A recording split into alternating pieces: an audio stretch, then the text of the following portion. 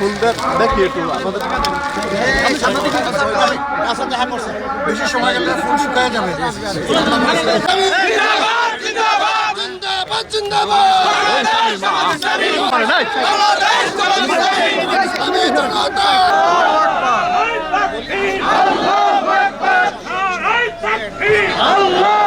সম্মানিত পরিচালক জননেতা জনাব অ্যাডভোকেট, এই বাংলাদেশ গড়ার জন্য জামাত ইসলামীর কর্মসূচির সাথে ঐক্যবদ্ধভাবে দেশ এবং জাতির কল্যাণের জন্য যে ভূমিকা রাখছেন, আমরা আশা করি পবিত্র মাহে রমজান এটি যেমন কোরআন নাযিলের মাস, বদরের মাধ্যমে ইসলামের বিজয়ের যে শিক্ষা দিয়েছে, আগামী মুক্ত সুশাসন প্রতিষ্ঠা করে চাঁদাবাজি বন্ধ করে বাংলাদেশ জামাত ইসলামীর সংগ্রামী আমির জামাত ডাক্তার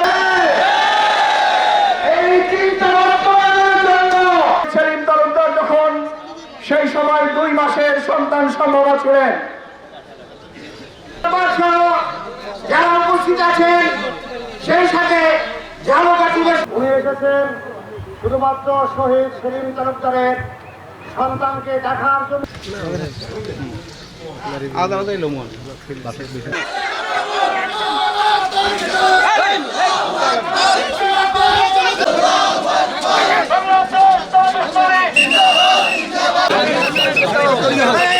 মিডিয়ার ভাইয়েরা এবং দায়িত্বশীল ভাইয়েরা তারা সবাই পিছন সারেন।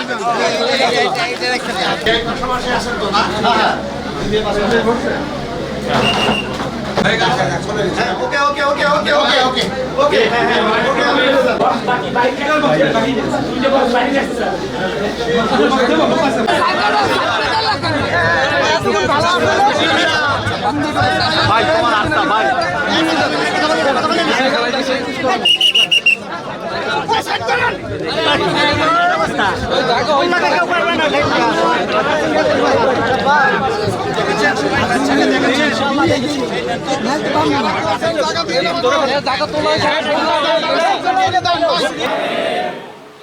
আজকে এসেছি এই শিশু সন্তানকে দেখার জন্য। এই সন্তানের মুখে যখন ভাষা ফুটবে তখন তার মতো অনেকেই তাদের আপন বাবাকে বাবা বলে ডাকবে, কিন্তু এই মেয়ে শিশুটি বাবা বলার মতো কাউকে আশেপাশে খুঁজে পাবে না। তার এই ঠিকানা জালিমরা বিদায় করে দিল। আমরা এই জালিমদের বিচার নিশ্চিত দেখতে চাই। এই খুনিদের যথাযথ বিচার, বাংলাদেশের পেনাল কোড যে শাস্তি নির্ধারণ করেছে আমরা সেই সর্বোচ্চ শাস্তি দাবি করছি। গড়িমসি করে টাইম ক্ষেপণ করে নয়, স্বল্পতম সময়ের ভিতরে খুনের পরিকল্পনাকারী, নির্দেশদাতা এবং বাস্তবায়নকারী তাদের সকলকে আমরা শাস্তির আওতায় দেখতে চাই। এই কন্যা ইনশাআল্লাহ আমরা আজকে তাকে কুলে নিতে এসেছি, তাকে দোয়া করতে এসেছি। কি দোয়া করবো? আমরা দোয়া করব তার বাবা যেমন অন্যায় এবং অসত্যের বিরুদ্ধে আপোষহীন সংগ্রাম করতে গিয়ে বুক চিতিয়ে দিয়ে নিজের জীবন জাতির জন্য বিসর্জন দিয়েছে, আল্লাহ যেন এই মেয়েটাকে এই জাতির খেদমতের জন্য উপযুক্ততা দিয়ে কবুল করে। সে যেন জাতিকে সার্ভিস দেওয়ার মতো গুণাবলী অর্জন করতে পারে। তাই তার বেড়ে ওঠা, বিকশিত হওয়া, তার শিক্ষা, তার চিকিৎসা। এখন তো তার পিতা নেই, আবার সুলতান সাহেবের একমাত্র সন্তান, আরেকটা ছেলে নেই যার মুখের দিকে তিনি তাকাবেন। তিনিও বৃদ্ধ বয়সে উপনীত হয়েছেন। আমরা দোয়া করি এই সেলিমের স্ত্রী, তার পিতা মাতা, তার শ্বশুর শাশুড়ি, প্রিয়জন আপনজন সবাইকে আল্লাহ তাআলা সবরে জামিল আতা করুন। আমরা আজকে তাদেরকে আশ্বস্ত করে এসেছি, শহীদরা কারো পারিবারিক সম্পত্তি নয়, শহীদরা এই জাতির সম্পদ। অতএব আমরাও শহীদ পরিবারের সদস্য। ইনশাআল্লাহ এই জায়গা থেকে জামাত ইসলামী এই শহীদ পরিবার সহ সকল শহীদ পরিবারের প্রতি তার নৈতিক দায়িত্ব পালন করবে। আপনারা সবাই ভালো আছেন? আজকে শহীদ সেলিম তালুকদারের বেবি, যার নাম পরিবার রেখেছিল রোজা। রোজা শব্দটা হলো পার্সি, এর কোরআনিক শব্দ হলো সোম বা সিয়াম। আর কোন মহিলা যখন রোজা পালন করে তখন তাকে সাইমা বলে।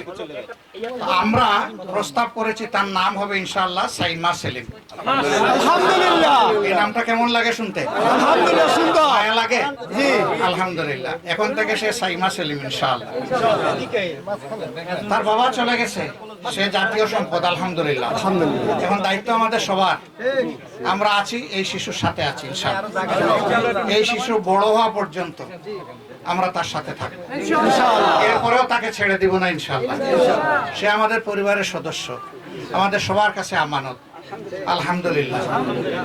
আস্তে আস্তে আস্তে কথা হাতে রাখেন। এই রোজা বড় হওয়া পর্যন্ত ইনশাআল্লাহ, এই রোজার বেড়ে ওঠা, এই রোজার লেখাপড়া, তার চিকিৎসা, তার মানুষ হওয়া, এবং ইনশাআল্লাহ দোয়া করে আল্লাহ তাকে তাইয়্যিব হায়াত দান করুন।